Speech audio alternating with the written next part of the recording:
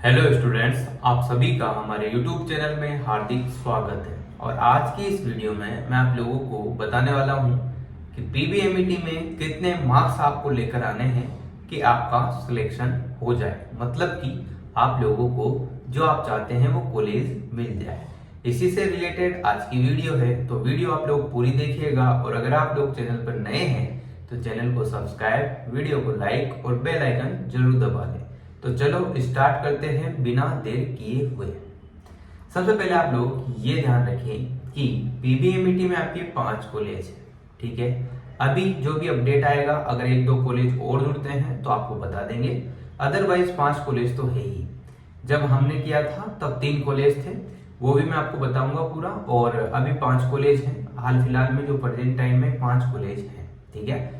तो आपके मार्क्स की बात कर रहे हैं, मतलब कि कट ऑफ की बात कर रहे हैं। पीबीएमईटी की अपन बात कर रहे हैं, प्री बीएड एमएड में आपकी कट ऑफ क्या होने वाली है, किस टाइप से आपका एग्जाम आएगा, उसमें आपके कितने मार्क्स आ जाने चाहिए कि आपको कॉलेज मिल जाए, ठीक है।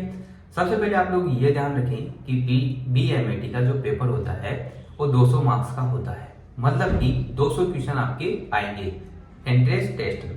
200 में से प्रत्येक क्वेश्चन आपका 1 नंबर का होगा और इसमें नेगेटिव मार्किंग बिल्कुल नहीं होगी।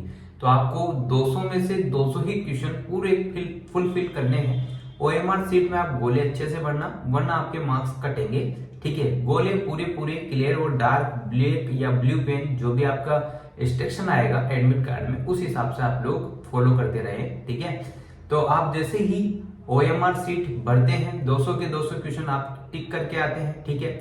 अब 200 में से आपको कैटेगरी वाइज में बता रहा हूं कि कितने मार्क्स आप ले आना खींच खुचा के कि आप लोगों को कॉलेज मिलेगा, ठीक है।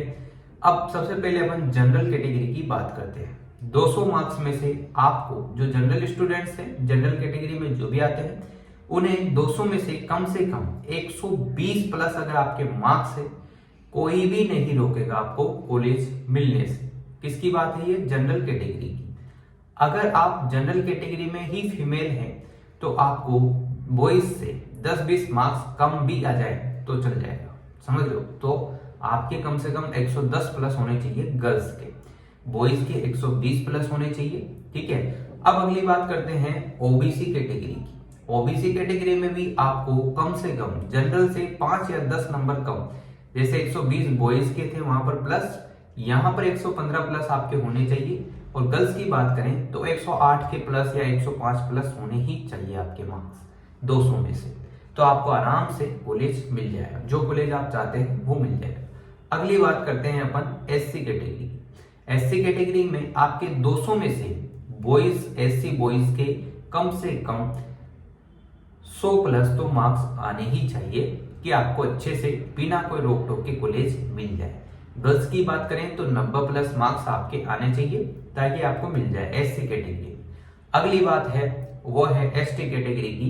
एसटी कैटेगरी में आपके बॉयज की बात करें तो 85 प्लस मार्क्स होने चाहिए और गर्ल्स की बात करें तो 80 प्लस मार्क्स आपके होने चाहिए। अब आप सोच रहे होंगे कि इतना डिफरेंस क्यों है, तो ये आपको आरक्षण या जो आपकी छूट मिलती है, जो भी चीजें हैं उसके हिसाब से आपको दी जाती है। और ऐसा भी नहीं है कि अगर आप साइंस से हैं तो आपकी सारी सीटें 50 की 50, एक कॉलेज में 50 सीट होती है तो पूरी 50 सीट आपको साइंस वालों की भरेंगे, ऐसा भी बिल्कुल नहीं है। मतलब जो भी सीट है वो वहां पर अंकित है कि आप लोगों को साइंस के इतने स्टूडेंट लेने हैं, कॉमर्स के इतने और आर्ट्स के इतने, ऐसे लेने हैं, समझ रहे हो ना आप। तो इस टाइप से आपकी रहेगी कट ऑफ। अब आप सोच रहे होंगे कि सर हम एमबीसी से हैं, हम और भी कैटेगरी से हैं, तो आप ये ध्यान रखें कि 90 प्लस आपके मार्क्स होने चाहिए। और अगर आप विधव है या फिर आप लोग जैसे कि कोई महिला विधवा है या तलाकशुदा है या विकलांग जो स्टूडेंट्स है या जो भी मतलब जो फिजिकल हैंडीकैप की श्रेणी में आते हैं, उन सभी को यहाँ पर मार्क्स 80 प्लस मार्क्स लाने चाहिए। पहली लिस्ट की बात करें, पहली ही बार में पहला ही कॉलेज आपको मिल जाएगा। अगर आप ये रूल फॉलो करेंगे तो आपको 100% कॉलेज मिलेगा। पेपर इतने हार्ड नहीं आते हैं। आप अगर मैंने जो वीडियो बनाई है पीबीएमईटी वाले स्टूडेंट, तो अगर वो भी देख के चल जाएंगे तो भी आपके 100 प्लस मार्क्स आराम से आ जाएंगे, समझ लो।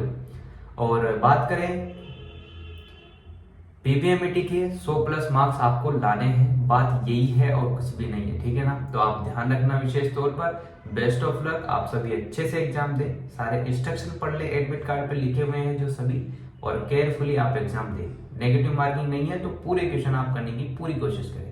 Thank you so much. बाकी फिर आपके जो मार्क्स आते हैं वो बता देना, आपको बता देंगे कि आपको कॉलेज मिलेगा नहीं मिलेगा, कितने पे मिलेगा। वो लेटेस्ट कट ऑफ जो होगी वो बाद में बनेगी जब पेपर होगा।